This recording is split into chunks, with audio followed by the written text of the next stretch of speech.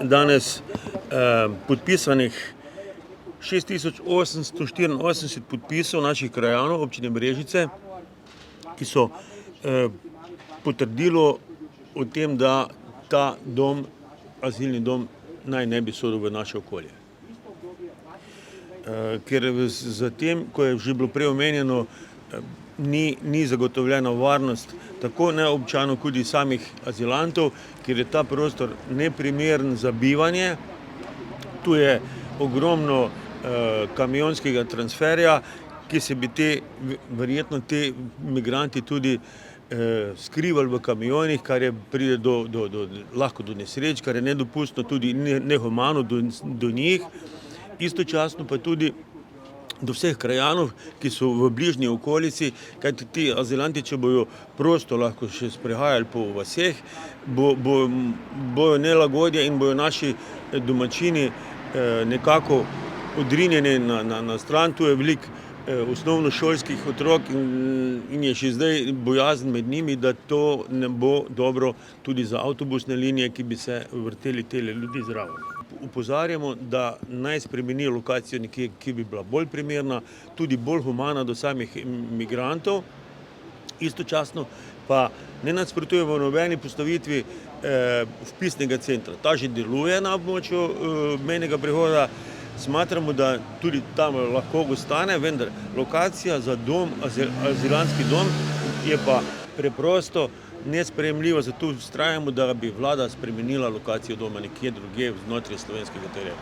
Razlog zbiranja podpisov je slaba komunikacija z vlado in nekako tudi na nek način nezaupanje vladi, ker so oni nam že na občinskem svetu takoj po sprejemu te odločitve predstavili zadevo kot vpisni center v 3 fazah.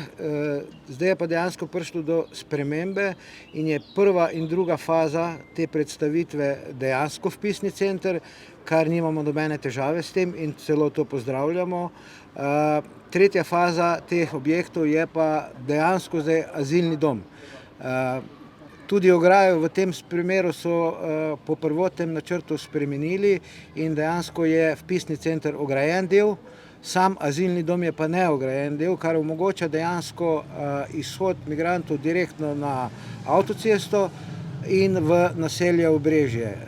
Tudi smo neko analizo naredili intenzivnosti tovornega prometa in nekje smo prišli do zaključka, da je približno 7 do 8 tovornjakov na minuto izstopi iz tega tovornega platoja. In če predvidevamo, če ta migrant nima druge možnosti prevoza, bo izkoristil to možnost, ker mu ta plato kamionski ponuja. Zdaj v principu težave dejansko kriminal, kar se tiče kriminala, kaznivih dejanj, beležimo vlome, v vikende, v hiše in tako naprej. Velikega kriminala pri nas ni, ker oni čim prej, ko pridejo do policije, grejo naprej. To se pravi, da dejansko tudi nimajo časa,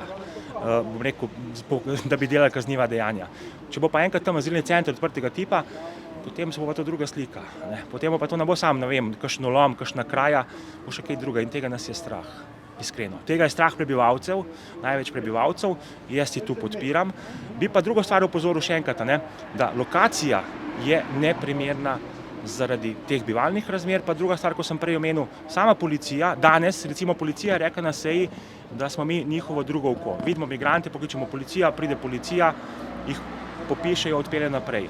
Imamo zdaj recimo azilni center, oni se sprehajajo okrog, kličemo policijo, policija pride, legitimira, ja, mi smo že azilanti, nismo migranti. Totalna zmešnjava. In kako bo to policija sfolgala, mislim, da ni šans. In ta azilni center dejansko ne paše v noben obmejni pas, ker dejansko to se mora ločiti od migrantov, pa od tistih, ki so že v azilnem centru. In to je naš glavni poziv, da to ne sodi na mejo zaradi te zmešnjave, ki bo policija imela velike probleme. Že danes govorimo, vemo, policija je premalo kadrov, imamo probleme, ni toliko policijskih enot in tako naprej. S tem azilnim centrom pravijo, da bo še več policistov varovalo mejo in azilne centre, našo varnost in tako naprej. To ni izvedljivo, na žalost.